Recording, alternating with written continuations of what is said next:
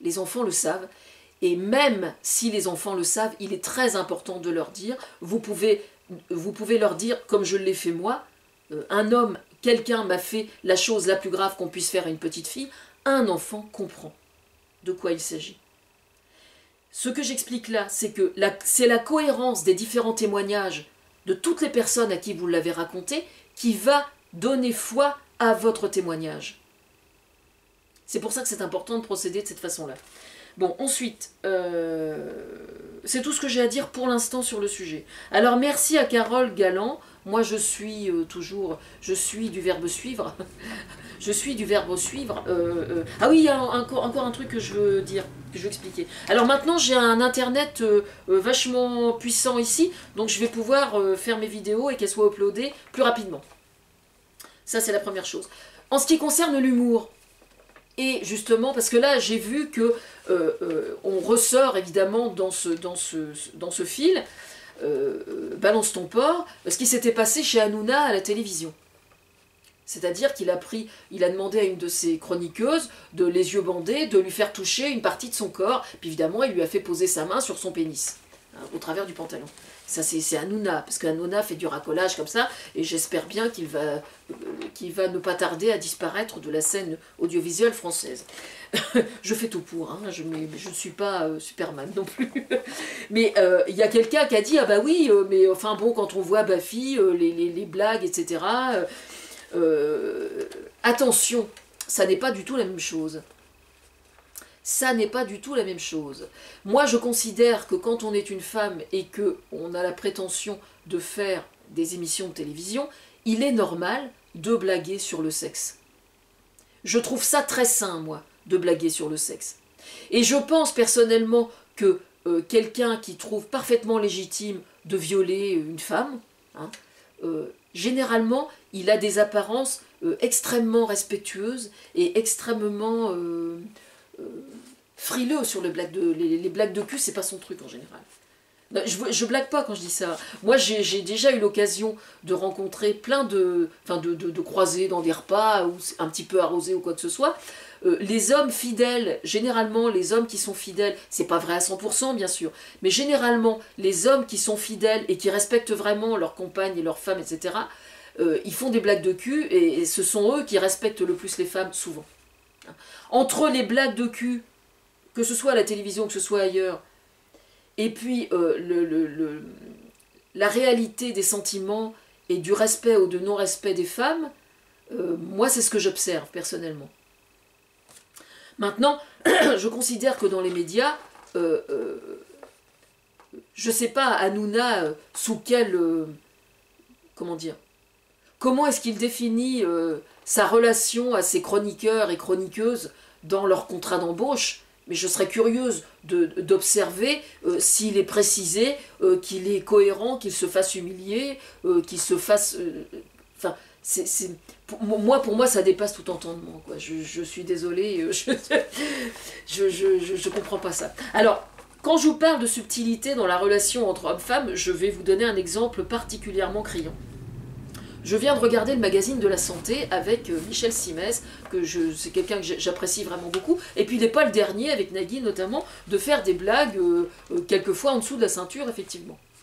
Et il parlait justement du problème du harcèlement dans le milieu hospitalier, et il y avait notamment Martin Hirsch qui en a parlé sur France Inter il y a quelque temps. Moi je considère que, comment dire, c'est un problème énorme, ça fait absolument aucun doute, mais dans le milieu hospitalier, c'est d'autant plus tordu, je trouve, que chez les hommes, il y a une espèce de... comment dire ? Je pense qu'il y a une volonté délibérée d'écarter les femmes de la sphère professionnelle dans le milieu hospitalier.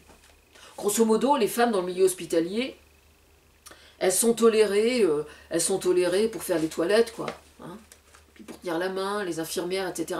Dès l'instant qu'il est question de faire carrière en tant que médecin, etc., de façon inconsciente, je pense que si on peut faire quelque chose pour les évincer, on ne doit pas se priver, quoi. Je pense que dans toutes les sphères du pouvoir, et donc y compris dans le milieu médical, la femme dérange considérablement. Moi, j'ai eu une césarienne quand j'ai eu ma fille aînée, parce que j'ai vraiment failli claquer avec elle, parce qu'on avait eu une complication extrêmement grave, et ma césarienne a été faite par une femme. J'ai été opérée par une chirurgienne femme, et j'étais très fière d'avoir été opérée par une femme. Voilà. Moi, je considère que... Je crois qu'il y a un truc qu'il faut aller réécouter. Il y a une chanson de Benabar qui parle de ça, qui parle de la souffrance d'un enfant, justement, dans le milieu scolaire, dans la groupe... il parle des VIP, des VIP dans la sphère enfantine. Et je vais retrouver la chanson, parce que... Alors je rigole parce que justement, quand j'ai mis mon pull sur les épaules, je me suis dit, tiens, je vais dire que c'est un hommage à Benabar. D'une certaine façon, oui, c'est un hommage à Benabar. Mais justement, dans sa chanson, il parle de ça, et c'était extrêmement justement vu. C'est-à-dire que quand quelqu'un fait subir une humiliation à quelqu'un d'autre, sans que ce soit une connotation sexuelle ou quoi que ce soit, hein, quand on fait subir une humiliation à quelqu'un, souvent c'est parce qu'on a été humilié soi-même, et donc le fait d'humilier quelqu'un d'autre est une façon de digérer l'humiliation qu'on a subie. Et ça, tous les psychologues connaissent ça. Bon. Évidemment, quand ça prend des proportions... Alors, je vais vous raconter, moi, quand j'étais enfant, alors que j'ai été harcelée, j'ai été vraiment harcelée, j'ai eu une enfance vraiment pas marrante, quoi. Eh bien, il y avait quelqu'un de qui je me moquais tout le temps, qui était mon bouc émissaire. Et il y a quelques années, pendant mon travail thérapeutique, justement, ça n'avait rien de sexuel, hein, que je sois bien clair, mais n'empêche que je prenais un malin plaisir à me foutre de sa gueule tout le temps, quoi. Et puis donc, il y a quelques années, moi je suis allée vers lui, parce que c'est quelqu'un du coin, je suis allée vers lui, et je lui ai expliqué, et je me suis excusée, c'est-à-dire que je lui ai présenté mes excuses, et je lui ai dit que je regrettais, et que je n'avais pas conscience que c'était méchant ce que je faisais. Voilà. Aujourd'hui, vous avez des hommes, par exemple, qui harcèlent certaines femmes sans réaliser que leur attitude prête à interprétation et qu'ils sont extrêmement blessants. Alors moi, j'invite les hommes qui pratiquent le harcèlement ou qui savent qu'ils ont eu quelquefois des comportements qui prêtaient à interprétation et qui pouvaient être blessants, à présenter leurs excuses. Il n'y a aucune honte à ça. C'est une forme d'intelligence. Maintenant, ça n'est pas parce qu'ils présentent leurs excuses qu'ils doivent surtout éviter de se remettre en cause dans leur comportement présent et futur. Il est là le problème, en fait. Enfin voilà, c'est tout ce que j'ai à dire sur le sujet pour aujourd'hui.